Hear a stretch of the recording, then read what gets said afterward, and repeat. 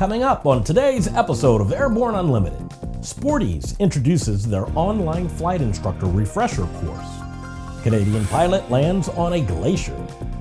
Icon Aircraft continues to mislead media journalists.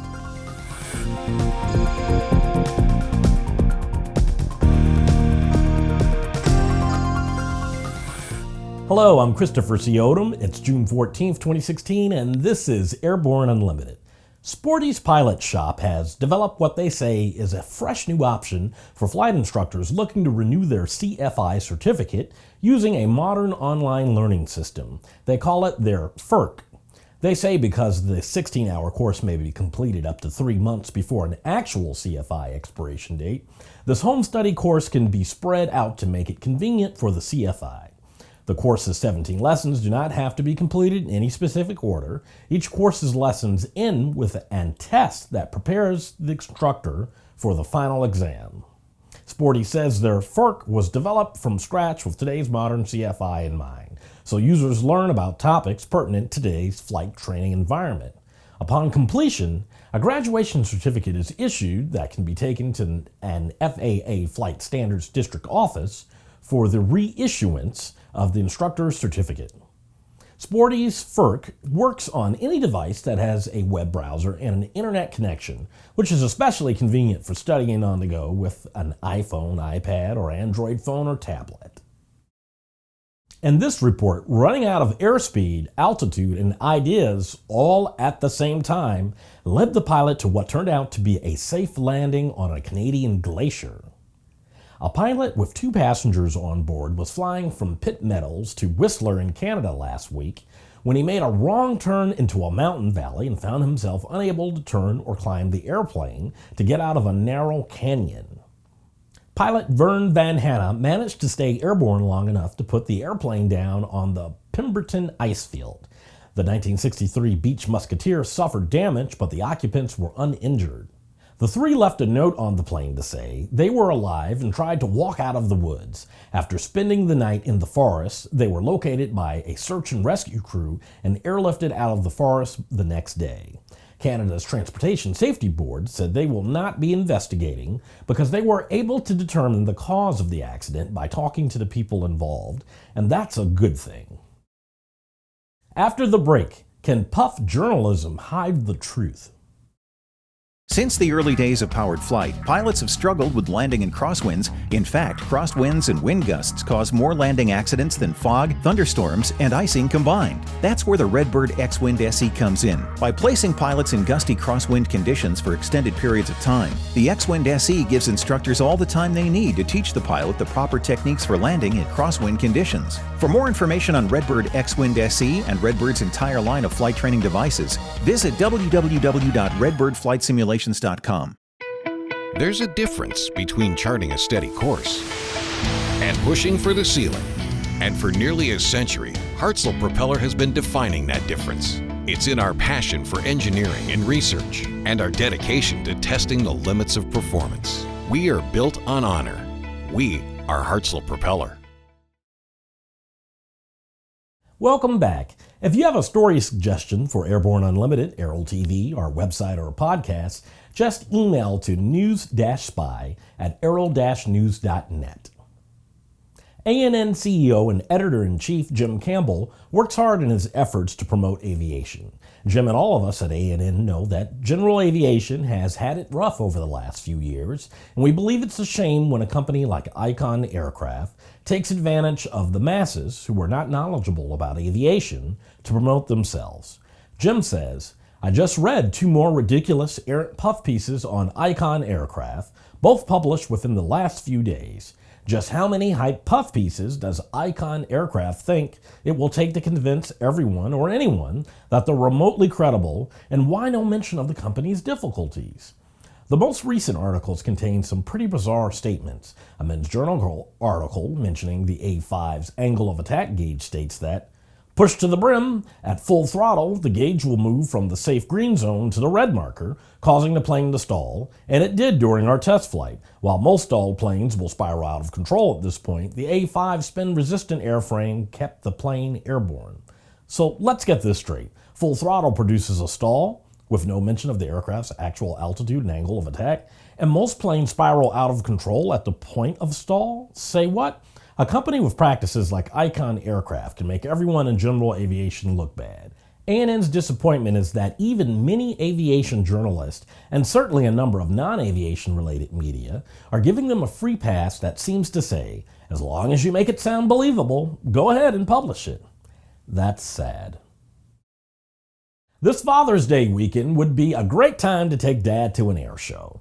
We are only listing a few, but a quick check on your internet search engine might bring up one in your area. Here's this week's Aero-Calendar.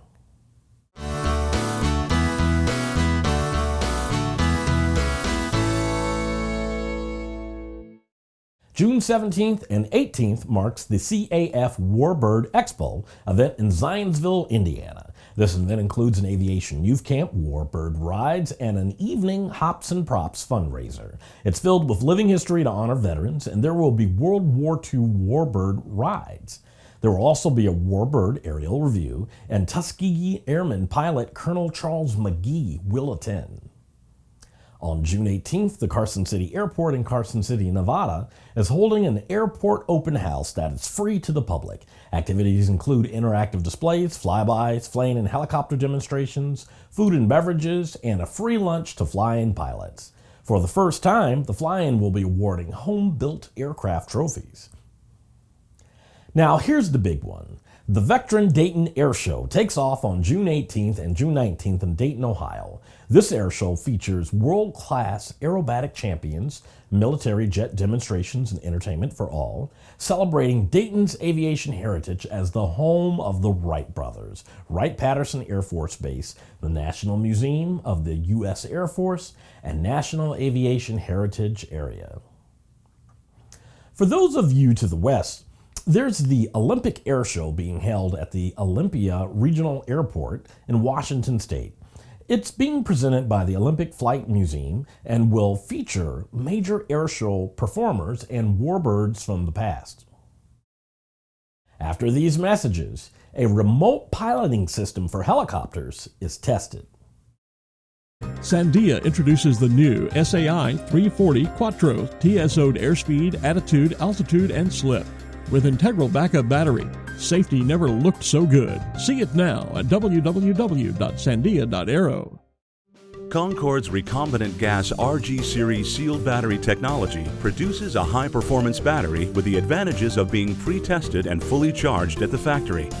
Find out more about Concorde's entire line of batteries at www.concordebattery.com. Concorde, the heart of your aircraft.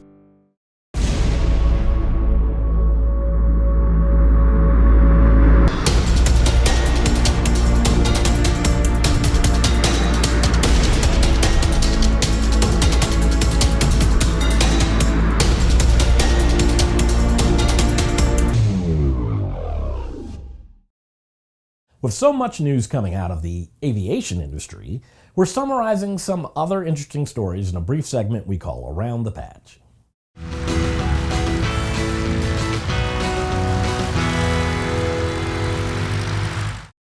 A remote piloting system developed by Aurora Flight Sciences was recently tested.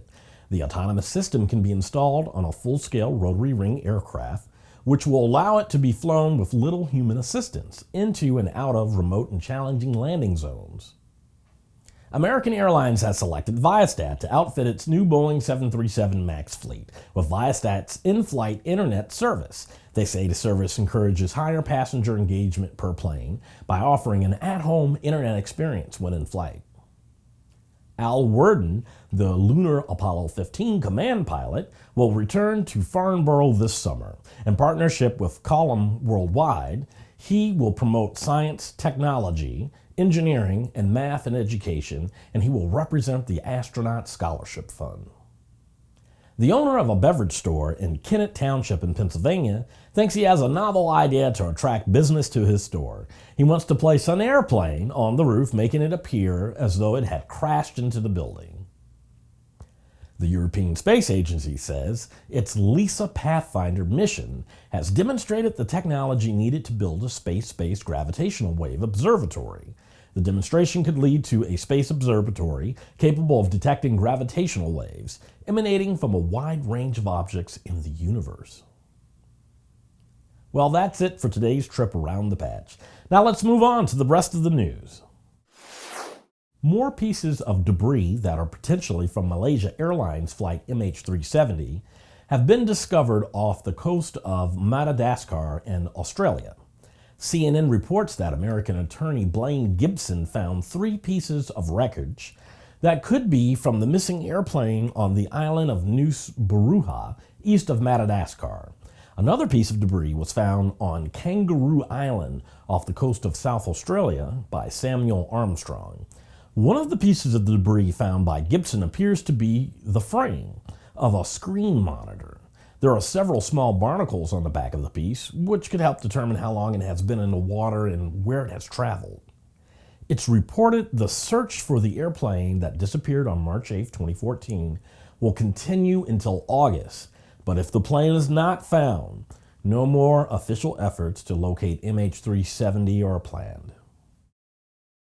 Well, that's our program for today. Remember to get comprehensive real-time 24/7 coverage of the latest aviation and aerospace stories anytime at aero-news.net. Airborne Unlimited is streamed daily, Monday through Friday, with additional breaking news bulletins for important stories that fall outside of our normal deadlines.